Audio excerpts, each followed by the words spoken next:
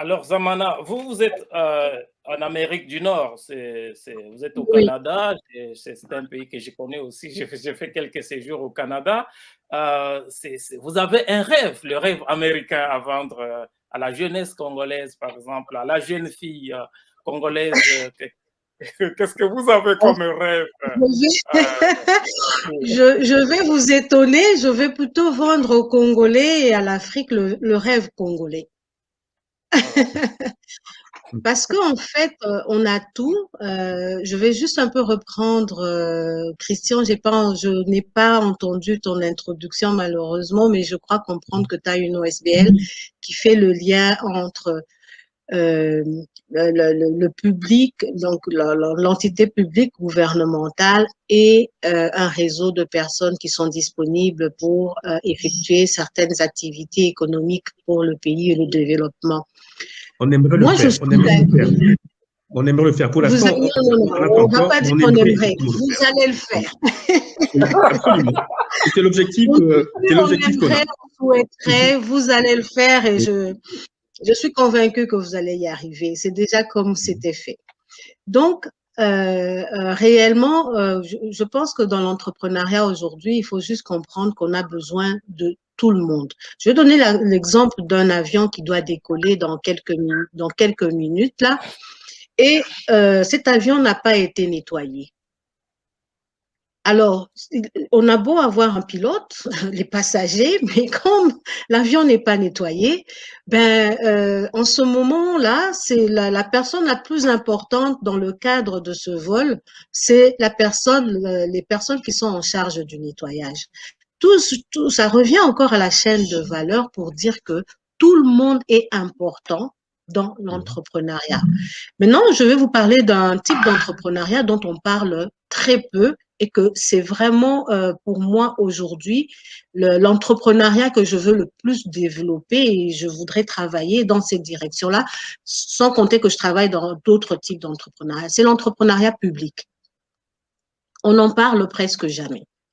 Alors, l'entrepreneuriat biblique, à l'intérieur du gouvernement, il y a des institutions, il y a des commissions, il y a des entreprises gouvernementales, il y a des entreprises privées qui sont au soutien de l'œuvre gouvernementale pour le développement de l'économie nationale.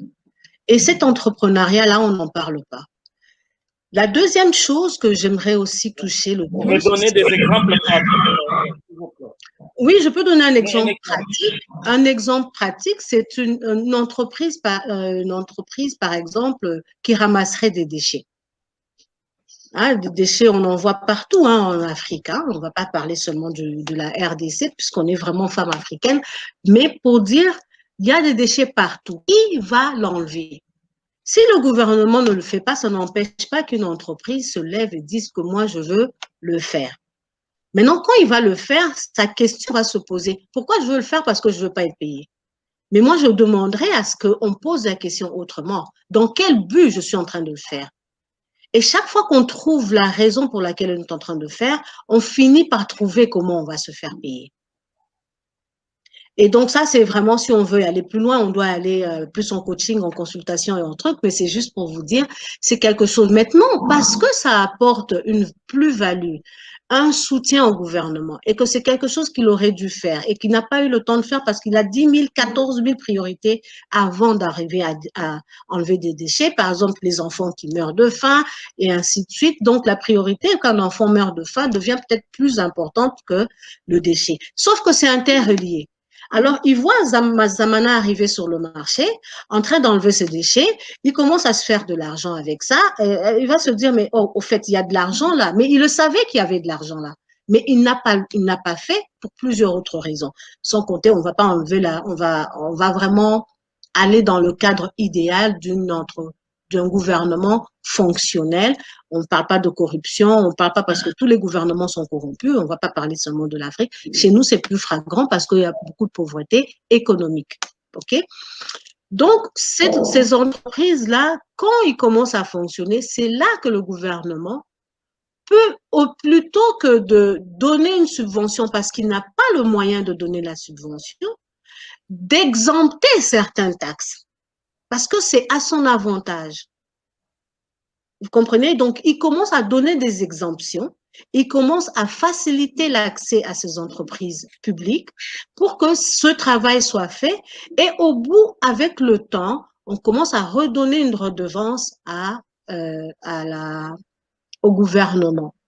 Et c'est une façon de travailler qui va faire en sorte que la plupart des activités économiques ou des activités que l'État doit à son peuple, qui semblent inaccessibles aujourd'hui, si on donnait la possibilité ou si les entrepreneurs regardaient vraiment l'entrepreneuriat biblique dans toute sa grande dimension, c'est vraiment une avenue à explorer parce que ça ne prendra pas 5 ans que le Congo se lèvera. Et ça, c'est garanti. Maintenant, je reviens un peu à souligner un peu ce que la ministre venait de dire. Ça prend aussi la volonté du peuple. C'est-à-dire que oui, cette activité va exister, mais si tout le monde a le regard pour tirer un peu de partout, c'est là où on va mettre un peu de l'ordre dans nos propres têtes. Qu'est-ce qu'on veut? Il faut pas se plaindre d'une affaire, d'une chose. On se plaint qu'on a faim, mais quand on veut vous donner à manger, vous voulez pas. Parce que ce chemin-là pour vous donner à manger ne vous arrange pas. Donc, on est un peu dans cette condition en Afrique aujourd'hui où on veut s'en sortir, mais on ne veut pas recevoir les moyens de s'en sortir. Et on a une seule stratégie d'arriver à l'indépendance économique nationale, c'est le gouvernement doit faire.